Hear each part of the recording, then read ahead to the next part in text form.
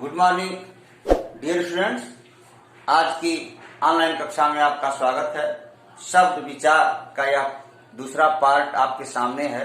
शब्दों का वर्गीकरण आपको समझाया जा रहा है। शब्दों के वर्गीकरण में दो भेद आपको बताया जा चुका है, एक रचना के आधार पर और दूसरा उत्पत्ति के आधार पर। तीसरा है अर्थ के आधार पर शब्दों का वर्गीकरण कैसे किया जाता है। तो अर्थ के आधार पर चार प्रकार हैं इसके।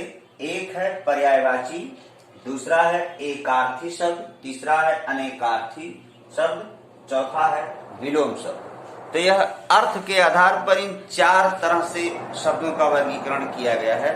तो आइए देखते हैं पर्यायवाची शब्द। आप जानते होंगे कि कोई भी शब्द जैसे लिया जाता है तो उसका दो चार शब्द पर्यायवाची होता है।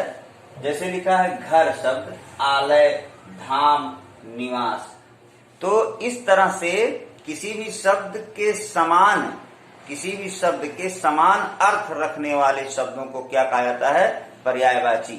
लेकिन एक जैसे मैं घर जा रहा हूं, इसके जगह पर मैं धाम जा रहा हूं, ऐसा यदि आप वाक्य प्रयोग करेंगे तो वह गलत होगा, क्योंकि प्रत्येक पर्यायवाची शब्द एक ही शब्द का अर्थ प्रकट करने के लिए वाक्य में प्रयोग नहीं किया जाता, केवल वह समान अर्थ को देता है। इसलिए अर्थ के आधार पर शब्द के भेद। और एकार्थी शब्द केवल एक अर्थ देता है, दूसरा कोई अर्थ नहीं। जैसे आपके सामने मित्र, पत्नी, पुरुष, ये सब एकार्थी शब्द हैं।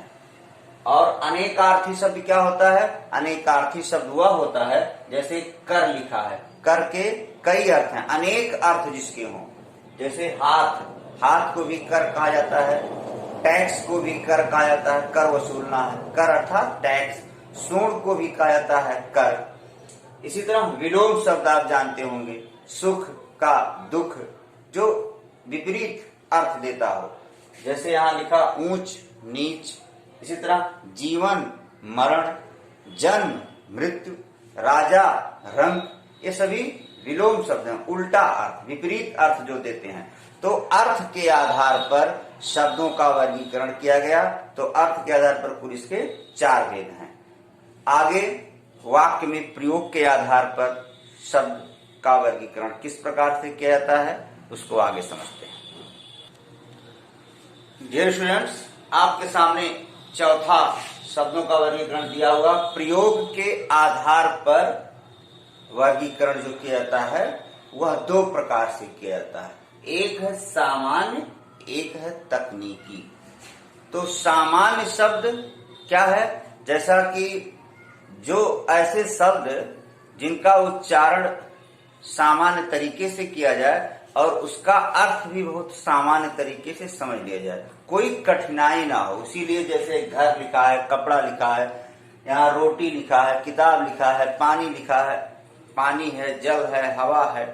तो ऐसे सभी शब्द क्या कहते हैं? सामान्य शब्द हैं। तो प्रयोग के आधार पर एक सामान्य शब्द होता है, दूसरा तकनीकी शब्द होता है। तकनीकी शब्द जो थोड़ा समझने में कठिन होता है। जैसे तकनीकी शब्द क्या है? यहाँ विषय दिया हुआ है, अर्थात विषय में से कहा है संज्ञा, सर्वनाम, क्रिया, विशेषण, अव्यय, निपात, समुच्चय बोधक, विस्मयादि बोधक। तो यह सब तकनीकी शब्द हैं। ऐसे शब्दों को समझने के लिए विधिवत रूप से इसके विषय में जानकारी जब आपको रहेगा तभी आप पूरी तरह से उसको समझ सकते हैं।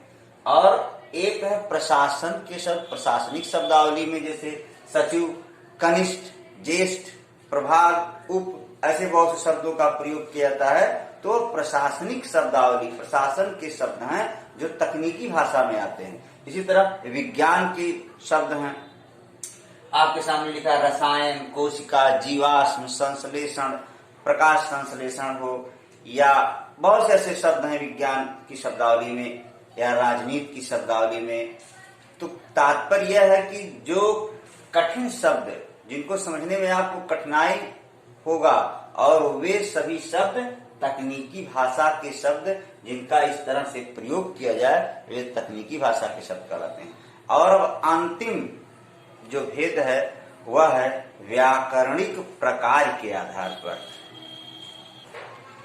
डियर स्टूडेंट्स, आपके सामने व्याकरणिक प्रकार के आधार पर शब्दों का वर्गीकरण दिया गया है, जिसमें विकारी शब्द और अविकारी शब्द। विकारी शब्द आप जानते होंगे, लिंग वचन कारक के कारण जिन शब्दों में विकार आ जाता है उन्हें विकारी शब्द कहते हैं। जैसे लड़का का लड़कों, लड़के, मैं का मैंने, मुझे, मेरा, ये संज्ञा सर्वनाम विशेषण क्रिया, ये विकारी शब्द हैं जिसमें विकार उत्पन्न हो जाए। और एक दूसरा है अविकारी शब्द। अविकारी उसे कहते हैं कि जिसमें विकार उत्पन्न न हो। जैसे यहाँ लिखा यहाँ, वहां, परंतु, इन शब्दों में कोई विकार उत्पन्न नहीं होता है। तो ये भी क्रिया विशेषण, संबंध बोधक, समुच्चय बोधक, विस्मयादि बोधक, ये सभी क्या कहलाते हैं? अविकारी शब्द। क्रिया विशेषण, संबंध बोधक, समुच्चय बोधक, विस्मयादि बोधक, ये सभी अविकारी शब्द कहलाते हैं। और संज्ञा सर्वनाम विशेषण क्रिया, ये विकारी शब्द कहलाते हैं।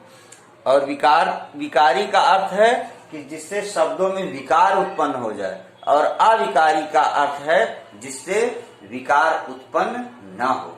तो यह व्याकरणिक प्रकार है। इस प्रकार शब्दों के 5 वर्गीकरण किए गए हैं। मुझे पूरा विश्वास है कि शब्दों का जो वर्गीकरण आपको समझाया गया, चाहे वह रचना के आधार पर, चाहे वह उत्पत्ति के आधार पर, चाहे वह अर्थ के आधार पर, या आपको वाक्य में प्रयोग के आधार पर, या व्याकरणिक प्रकार के आधार पर, सभी को विधिवत रूप से समझाने का मैंने प्रयास किया। मुझे पूर्ण आशा है कि आपके समझ में आ गया होगा। तो आज की ऑनलाइन कक्षा को हम समाप्त करते हैं। धन्यवाद।